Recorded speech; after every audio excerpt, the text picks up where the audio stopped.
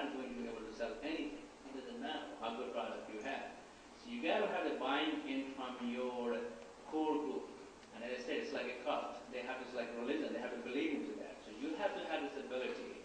And a lot of us don't realize that we have the ability. And those who don't have that will not succeed until we start seeing that. And you know, if you cannot communicate properly to your customer or to your team, you're not going to be able to say what you want. Your vision is not going anywhere. You don't have any following. Your customer doesn't know what you're talking about. You're vague, and you're not going to get anywhere. So in my opinion, a strong communication skill and your ability to convince people and be persuasive is very, very important. Scott? Yeah, as I said before, I mean, to me, it was about vision and selling, which are key skills that you need to have. And I would even step back and maybe take that a level up. And it really comes about some level of leadership. A good leader is someone who can, again, establish a vision, set a course. But what really is important when you set the vision, too, is you don't want to do it in an ivy tower. Part of it is, I think, collaboration is a big part of it. What I see as a good leader, especially in an entrepreneurial environment. As you bring people into your company, you want to make them part of the vision setting, make them part of the strategic planning process, create that buy-in. In fact, what you really want is you want to hear their ideas and their thoughts and make that part of the vision and strategy that you develop so that they're then bought into it, they understand where you're going. And then from a management perspective, don't put it in a drawer. You've set a vision, you've set a strategy, revisit it regularly, track it, execute it, and then more importantly, don't be afraid to change course. I mean, we're living in a rapidly changing world. Things will always change. What you might have set as a course 3 months from now, 3 months ago, as you look at it now, it might be completely off base. So change. But stay on top of the strategy, make your team part of developing the strategy, make them part of executing to the strategy, but make sure you have a strategy. Your point about revisiting the business plan periodically is so important. I had one company I started when I was 25 years old that I literally had for 30 years, and we started on punch cards, just like you were talking about earlier when you started your business. And then by the end we were on the internet. And in between there we went to time sharing to mini computers, to DOS, to Windows, and then to the internet. And if you don't do a new business plan periodically, not a business plan to raise money, but a business plan to guide yourself and your employees, you can't survive those kinds of changes. And technology businesses of the kind you're describing, Scott, require that. You've got to revisit the business plan to figure out what you're going to do differently with each change that occurs. Elias, you want to finish up? Yeah, they both already covered, you guys covered what I had in mind, but one thing I'd like to add is, definitely communication skills, management skills. What I'd like to add is, as a startup, make sure that practically those 4 or 5 people you're involved, all of you guys have a good skills to use the social media, because it's really important to get the message out. You don't want to, due to lack of funding, you don't want to hire somebody just do your social media activity. So trying to learn how to use LinkedIn, how to use Facebook, how to use Twitter. I know still a lot of people, they think it's useless, but I've been using it for the past 7-8 months. It's really powerful. I'm very impressed.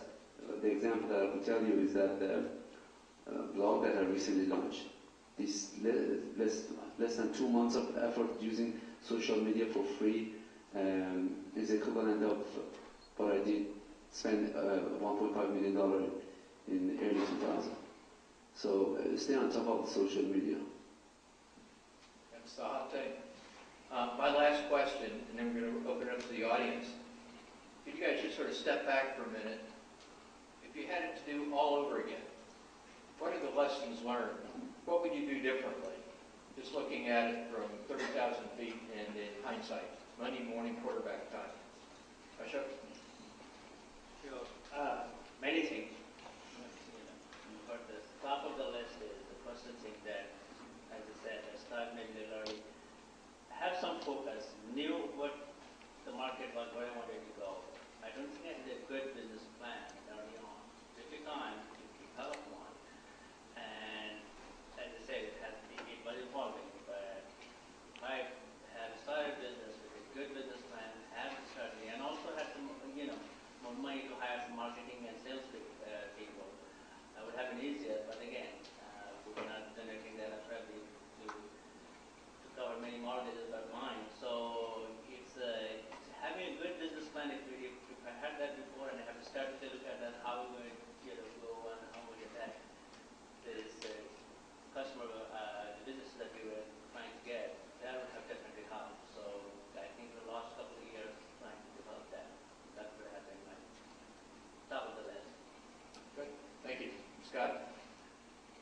started my company, I started with 2 other partners, and I'm happy to say that after 20-some years, that the 3 of us are still in business together, and we're still friends, and we still talk to each other, it's a lot like a marriage, and it's even more complicated when you have 3 people, different people working together.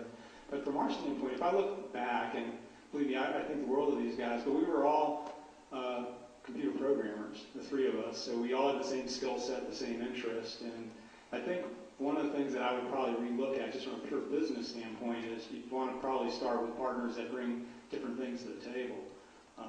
You might want someone who really understands the sales and marketing side, someone who understands the management side, and then maybe somebody who understands the technology side or something like that. But it was a real struggle for us because I ended up having to go down the management route because the other guys wanted to stay technical, and it was a school of hard knocks for me because I really didn't have that background. The other thing, I guess, a lesson learned for us is, we really focused on delivering excellence to our customer, and we thought all along that if you delivered to your customer, you delivered well, you delivered excellence, and you delivered value, that the business would perpetuate. But what we found, it was a tough lesson, is that that's not always the case.